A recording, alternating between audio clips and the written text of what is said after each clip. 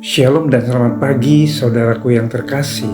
Kita bersyukur untuk hari ini dan kita percaya kasih setia Tuhan tidak berkesudahan, tak habis-habis rahmat-Nya selalu baru tiap pagi. Mari siapkan hati kita untuk menerima pesan Tuhan pagi ini.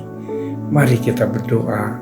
Bapa, di dalam nama Tuhan Yesus kami bersyukur untuk berkat kemurahan Tuhan pada hari ini. Kembali kami boleh bangun pagi dengan tubuh yang sehat, kuat, dan semua karena anugerah-Mu. Pada saat ini kembali kami mau diperlengkapi oleh kebenaran firman-Mu. Di dalam nama Yesus kami berdoa. Amin. Tema kita pagi ini adalah Roh Kudus memperbaharui kita.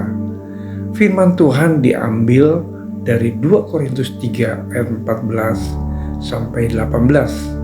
Demikian firman Tuhan. Tetapi pikiran mereka telah menjadi tumpul, sebab sampai pada hari ini selubung itu masih tetap menyelubungi mereka, jika mereka membaca perjanjian lama itu tanpa disingkapkan, karena hanya Kristus saja yang dapat menyingkapkannya. Bahkan sampai pada hari ini, setiap kali mereka membaca kitab Musa, ada selubung yang menutupi hati mereka. Tetapi apabila hati seorang berbalik kepada Tuhan, maka selubung itu diambil daripadanya. Sebab Tuhan adalah roh, dan di mana ada roh Allah, di situ ada kemerdekaan. Dan kita semua mencerminkan kemuliaan Tuhan dengan muka yang tidak berselubung. Dan karena kemuliaan itu datangnya dari Tuhan yang adalah roh, maka kita diubah menjadi serupa dengan gambarnya dalam kemuliaan yang semakin besar. Saudara-saudaraku sekalian, bila ditanya apa tujuan kita menjadi orang percaya kepada Yesus, apakah sekedar selamat dari kematian kekal setelah lahir baru? Hal selanjutnya adalah kita akan mengalami pembaharuan dan bertumbuh dalam karakter untuk menjadi seperti Yesus. Jika sebelumnya kita hidup tidak taat, sesat, menjadi hamba berbagai-bagai nafsu dan keinginan, hidup dalam kejahatan dan kedengkian, keji, saling membenci, kini kita harus hidup dalam kekudusan. Ketika Roh Kudus masuk ke hati kita, Ia memeriksa kepribadian kita, mengawali suatu proses pemulihan.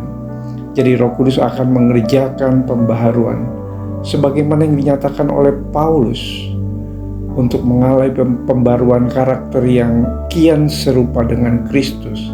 Hidup kita harus mempraktekkan firman Tuhan. Namun mempraktekkan firman-Nya tidak semudah membalik telapak tangan, karena kedagingan kita selalu bertentangan. Dibutuhkan perjuangan untuk hidup sesuai dengan firman-Nya. Tentu tidaklah mudah mengasihi sesaat seorang yang telah menyakiti kita, bersabar ketika situasi memicu kemarahan kita, hidup jujur dan tulus di lingkungan yang terbiasa dengan kecurangan, dan berbagai tantangan lainnya. Saudaraku, tetapi sungguh bersyukur karena kita dikarunia Roh Kudus. Salah satu peran Roh Kudus itu adalah penolong kita untuk mengalahkan segala kedagingan. Tapi jika oleh Roh kamu mematikan perbuatan-perbuatan tubuhmu, kamu akan hidup. Roh Kudus yang memimpin kita pada seluruh kebenaran. Inilah dasar dari keyakinan kita untuk terus diperbarui serta bisa hidup benar. Hari ini renungkanlah, apakah setelah menjadi orang percaya karakter kita sudah semakin serupa dengan Kristus? Dalam hal apa kita begitu sulit menerapkan firman-Nya? Seperti kata firman Tuhan, berilah diri kita dipimpin oleh Roh. Mintalah pertolongan Roh Kudus dan katakan, ya Roh Kudus, tolong aku untuk hidup sesuai dengan kebenaran-Mu. Saat Roh Tuhan bekerja di dalam kita, maka kita makin menjadi seperti Kristus. Saudaraku, perlu ditanyakan pada diri kita, apakah setelah menjadi orang percaya, kita sudah mengalami pembaharuan karakter yang semakin baik dan serupa dengan Kristus? Jika belum, bagaimana caranya?